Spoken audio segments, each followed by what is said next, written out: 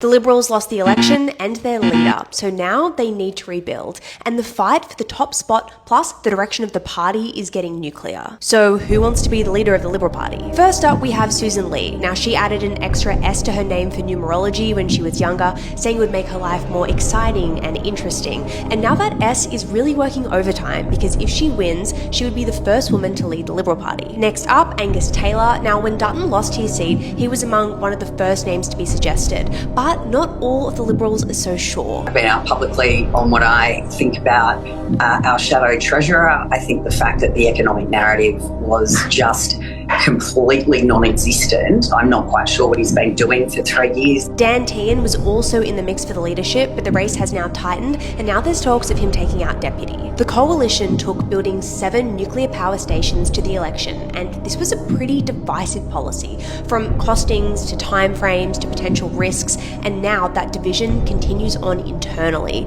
MPs have broken ranks saying that they don't support the policy, and moderates who are backing Lee want it to be either scrapped or the moratorium on nuclear power to be lifted and then let the market decide. But the Nationals, who for the second consecutive election held all their seats while the Liberals went backwards, want to keep it. And Matt Canavan said that the coalition agreement is a business agreement, not a marriage, so it should only be kept if it makes sense. Peter Dutton said he's staying silent on who he thinks should be leader, but since his massive loss, it's been reported that Lee and Taylor supporters actually spent the final weeks of the election campaign quietly building support, preparing for this leadership tilt. Voting among the Liberals to elect their new leader is expected in the next few days, but whoever they do pick, it is safe to say they have a big task ahead of them.